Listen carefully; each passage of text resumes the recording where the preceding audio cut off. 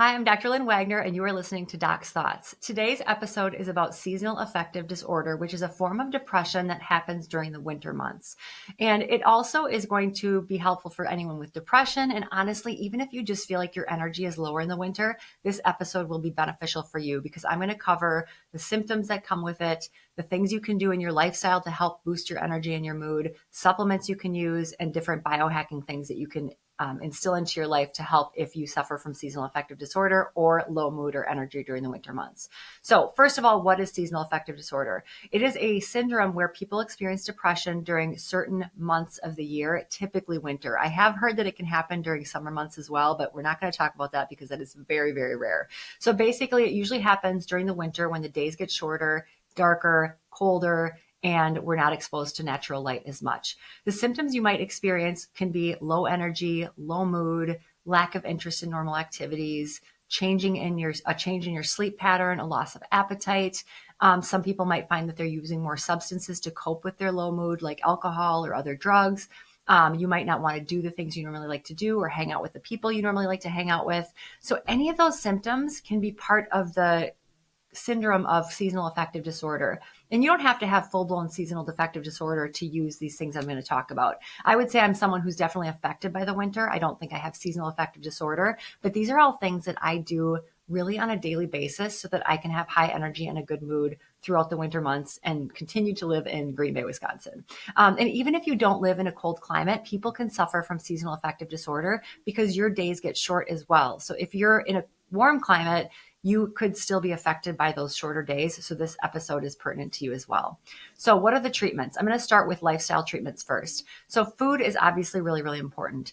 I'm a big fan of just the basic anti-inflammatory diet. I think if you have certain disease states, you might need to do a lower carb or a keto or a more special autoimmune diet, more specialized diets. But for the general public, most of us do really, really well just eating a general anti-inflammatory diet. And what that means is we've cut out most added sugars. We don't eat processed foods. We're eating plenty of fruits and vegetables, healthy meat, good fats. So basically whole foods that are very natural and not adding in all that processed stuff and sugar and things like that. And it doesn't mean you need to be perfect. So obviously we have holidays and we have weekends and we have sporting events, and it's fine to eat that food that you really crave and that tastes really good every once in a while. But if 80% of your life you are following a very clean anti-inflammatory diet, it is going to help obviously with your overall health, but significantly help with your mood and possibly decrease your chances of getting seasonal affective disorder. So start with diet, always start with diet. The next thing that's really important, obviously, is part of lifestyle stuff as well, and that's your sleep. So Americans do not get enough sleep. We know this. I think our number of hours is down like 1 or 2 from 50 years ago in terms of how many hours a night we get.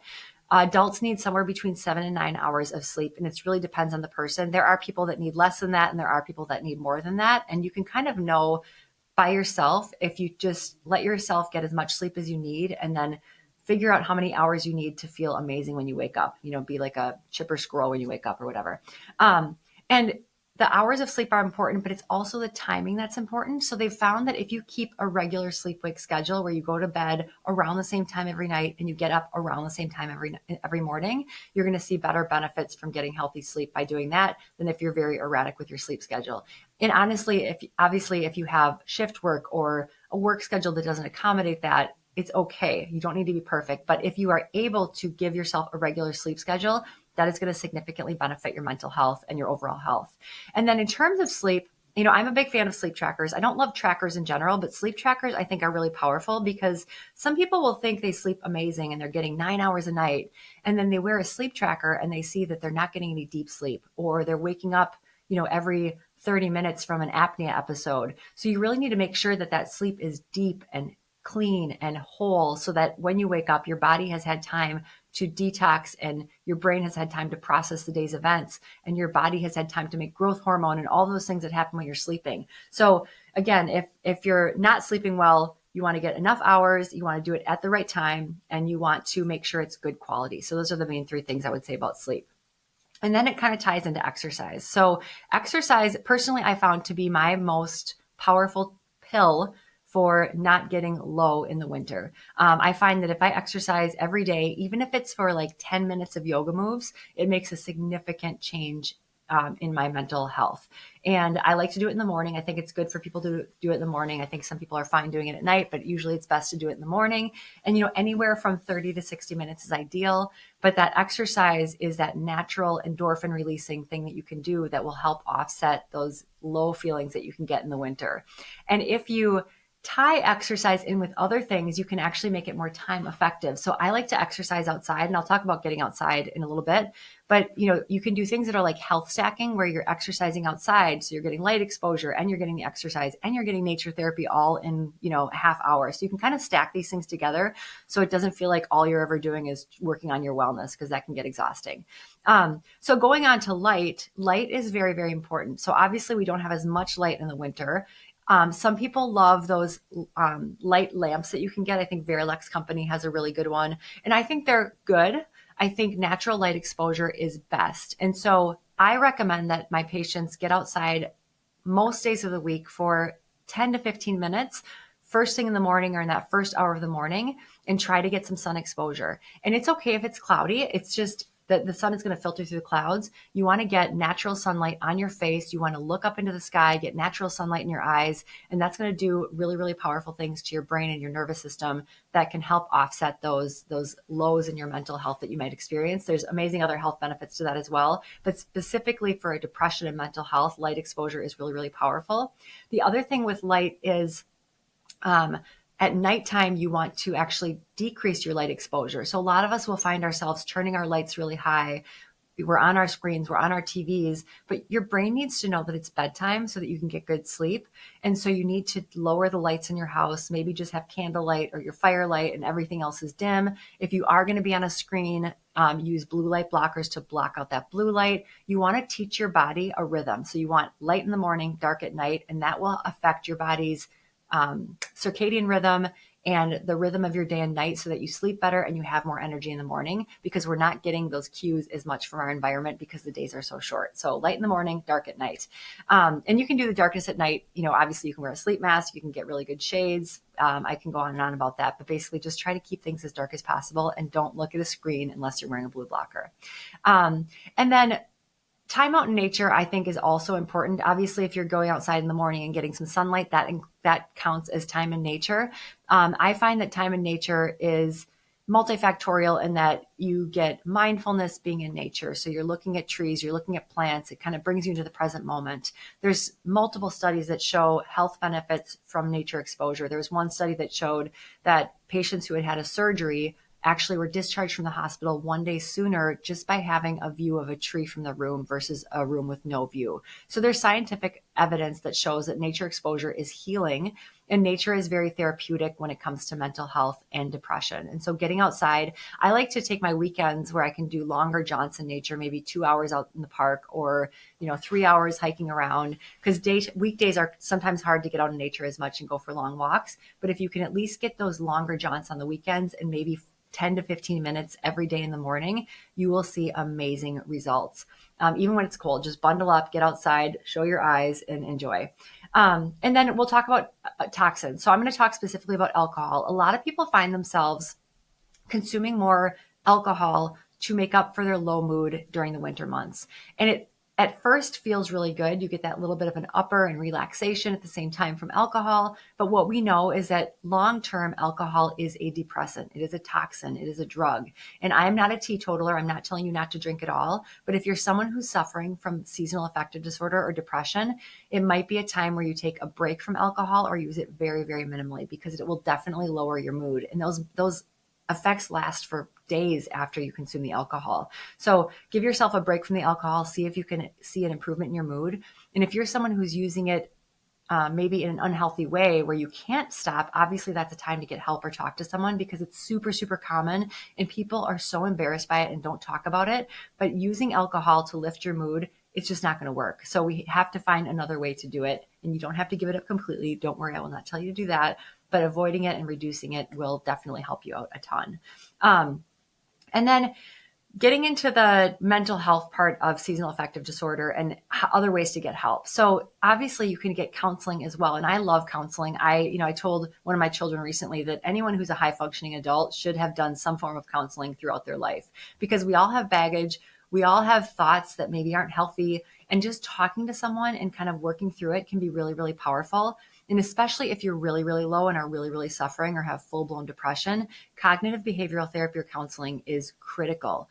I'm also a big fan of non-traditional forms of mental health working, I would call it. And that can be things like Reiki, sound therapy, craniosacral therapy, acupuncture. I call it body work. So seeing a practitioner who is laying healing hands on you or hovering their healing hands just over you, I have personally found to be really, really helpful. I don't think it's the only thing you should do, but I think it can give you that lift in your mood and that boost in your energy and just kind of get things working the way they're supposed to.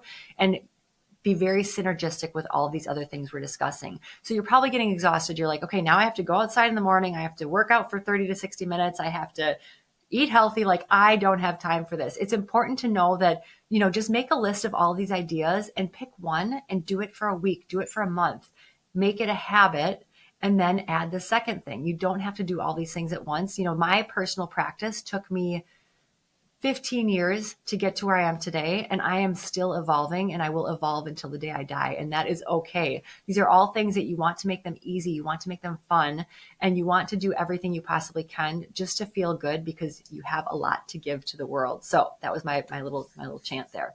But back to the topic. I'm going to touch on spirituality a little bit because spirituality is part of what I call my wellness wheel. So a lot of my patients, I'll give them this handout. It has a wheel with all the important parts of lifestyle. We talked about food, we talked about sleep, we talked about exercise. There's more to it, but spirituality is part of that wheel. If you are a spiritual person, I think it is very, very helpful to lean into your spirituality if you are feeling sad. That's all I got to say. So go to church, read your Bible, pray, practice spirituality the way you practice it. It looks different for everyone, and that will definitely help you boost your mood. People say that just waking up and saying a prayer of gratitude can significantly shift their mood for the rest of the day. Journaling in the morning, journaling at night, these things can all be really powerful. And then I want to talk about stress and stress reduction. So I know that most people cannot significantly reduce their external stress. And what I mean by that is you can't quit your job. You can't, get rid of certain people in your life. You can't make your finances perfect. There's certain stressors that are there. And then our world is just a really stressful place. But what stress does to our body is it breaks it down, and it definitely can affect our mental health and our mood. And so I love to talk about resiliency and how you can actually improve your body so that when stress is around you, you are you can cope with it better and you deal with it better. And that can help boost your mood. There's so many different ways to increase your stress response and increase your resiliency. Some of my favorites, I like mindfulness. And by mindfulness, I mean things like meditation. Yoga can be a form of mindfulness. I like people, when you do creative work, that can be a form of mindfulness. Just sitting and looking at nature can be a form of mindfulness. Doing a puzzle can be mindfulness. Breath work can be mindfulness. So it's really anything that just kind of calms your mind down, brings you into the present moment, and kind of slows down those incessant thoughts that are bothering you. So it looks different for everyone, but practicing a form of mindfulness daily, if possible, is really, really powerful. And then also there are things that can increase your stress response or decrease your stress response, I should say, that aren't mindfulness. So I'm a big fan of cold exposure. That's something I've just added into my life this year. It's called deliberate cold exposure. And so deliberate meaning you do it on purpose. Cold, obviously you expose yourself to cold, and you try to do it in a regular way, because cold exposure is beneficial when it's a habit, because you habituate to it. Different ways of doing cold exposure are cold showers. You just turn your shower all the way cold at the end of your shower. Cold plunging is amazing. That's what I've been doing. 10 to 12 minutes a week in a cold plunge tub, no matter what type you have, has significant effects on your neurotransmitters, your hormones, your cortisol levels, and your stress response. So cold exposure, I think you wouldn't think you'd want to do it in the winter when you have seasonal affective disorder, but it's actually probably most important to do it then. So I absolutely love cold exposure. And then there's actually herbs you can take to help your stress response. These are called adaptogens, and they help your body cope with stress. They can boost your mood, and they can give you energy. All things that can be down when you have seasonal affective disorder. Those are things like ashwagandha, rhodiola, holy basil, ginseng. Anytime I talk about a supplement or an herb, I highly advise that you work with a practitioner so they can pick the right one for you, choose the right dosage, tell you when to take it, because there is just a hodgepodge of these things available at the stores now. And I think people are taking too much of some things or not enough. And you really want to work with someone that can tell you exactly how to take it, when to take it, what side effects to watch out for. My favorite thing right now is I've been using a tincture that has multiple adaptogens, and I take it in the morning with water, and I have noticed significant effects on my energy level and mental clarity throughout the day. So they can be in pill form, they can be in tincture form. There's different ways to do it. And so I'd work with a provider who knows what they're talking about. And then other things you can think about. So when it comes to other supplements, when I work with patients, something I always check on everyone, even if they don't have seasonal affective disorder, is their vitamin D level. So we have a high incidence of vitamin D deficiency in the Midwest, obviously because our sun exposure is much less, but you can have vitamin D deficiency no matter where you live, and there are people who are more at risk for it. So if you have not had your vitamin D level checked, even if you don't have seasonal affective disorder, you need to get it checked. Very, very important. And then if it's low, and I call low anything less than 50, you want to work with a provider who knows how to dose you. So if your level's in the teens, your dose is going to be different than someone whose level is 45. So you want to work with someone who knows exactly how much to put you on. But I've had patients who had levels in the teens or low 20s, and when we got their vitamin D levels normal, it made a significant impact on their mood and their energy, which are huge parts of seasonal affective disorder. So get your vitamin D checked. Then there's B vitamins, and not everyone needs B vitamins. So if you get your levels checked and your B vitamin levels are normal and your homocysteine is normal, you might not need to take extra B vitamins. Everyone says, oh, I'll just take a B complex and I'll have more energy and a better mood. And unfortunately, that's not the case. But for a lot of people, it is. So if your B12 level is middle of the road or low, and you have a high homocysteine level, meaning you're not a good methylator, B vitamins could make a significant difference on your health and your energy and your mood, specifically with seasonal affective disorder. So again, get your B levels checked. And then there's specific supplements that are specifically for mood, because these are also used with depression. So that, it could be for someone with depression or seasonal affective depression or disorder. And that's things like St. John's wort. So St. John's wort affects your serotonin, your dopamine, and your norepinephrine. In some countries, St. John's wort is actually used first line for depression. So before they give someone an actual prescription antidepressant, they'll try St. John's wort, and it does have amazing results. The only negative about St. John's wort is it interacts with a lot of other drugs and supplements. So you need to have a doctor who does an interaction check to make sure it's safe for you. And for some people, it doesn't work as well. So it's something to try, but it's not a perfect fix. Then another one I really love is SAMe. SAMe is important for methylation, and it also is important for the synthesis of serotonin and dopamine, both of which I've mentioned before, but I did not mention that both of those are very important for mood. SAMe works for very specific people, but it is something you can try. Again, it's something you'd want to talk to your doctor about before you just start taking SAMe, because they want to look at your labs, they want to look at side effects, they want to look at drug interactions. These things are supplements, but they're also active chemical compounds. And so you want to make sure you're taking them safely. And then there's 5-HTP. This is an amino acid that's a precursor to serotonin, again, a mood elevator that can also help with mood regulation. So some patients will cycle through many of these supplements till they find one that works for them. I'm a big fan of trying to do everything as naturally as possible. So if you can fix your seasonal affective disorder with light exposure, nature time, exercise, healthy diet, that is going to be better for you in the long run than having to take a supplement to offset your seasonal affective disorder. But the supplements are amazing, and I would say much, much better than jumping to the drugs, which I will talk about the drugs. I'm not against drugs at all, but I would definitely try all the things natural at first, if possible. The last supplement I'm going to talk about is called theanine. So if you're someone who has seasonal affective disorder and depression, and it also is interlaced with anxiety, theanine is amazing. It is an amino acid. It's found in green tea. It actually promotes relaxation without the drowsiness. So you could take it during the day. I have patients who will take it in the morning, in the afternoon. They take it before bed. It can also help you sleep. So it is really, really amazing if you find that you have anxiety kind of mixed in with your seasonal affective disorder. So actually, I forgot about two more supplements. Melatonin, if you don't sleep well at night, can be very powerful. And then magnesium. Most of us are deficient in magnesium. Magnesium doesn't directly treat seasonal affective disorder, but if you have magnesium deficiency or if you're not sleeping well, that can be really powerful as well. Again, something you'd want to talk to your doctor or a doctor like me. And then lastly, I talked about the biohack. I'm going to talk about biohacks a little bit. So I consider cold exposure a biohack. And that's something that you can do to increase your health and wellness. And so cold exposure, we already covered. I am a big fan of IV therapy. So we just brought IV therapy into our clinic this year, now that we have our bigger space.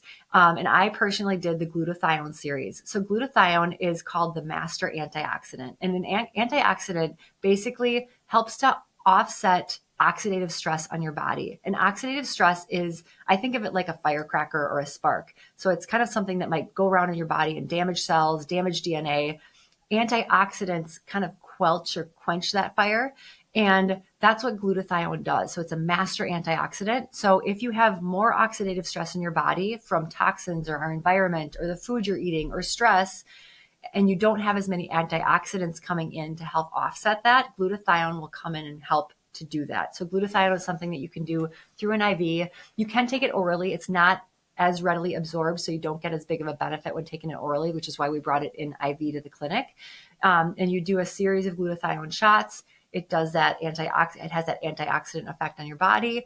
And ultimately what it can do is it can protect your brain. It can help you detox in your liver. It can lower inflammation. And there are actually potential neurotransmitter effects that have not been fully studied yet, at least as far as I know. So I'm not going to say that for sure, but anything that's going to reduce inflammation and detox your body could potentially help uplift your mood. So with that being said, a lot of what I talked about today could sound overwhelming. It could sound like it would take your entire day to practice all these things. But like I said before, if you choose one thing at a time and you make it a habit and it just becomes a habit, and then you add another thing, at the end of the season, you might look back and say, wow, I felt a lot better this winter than I ever have in my whole life. And I can say that the same is true for me.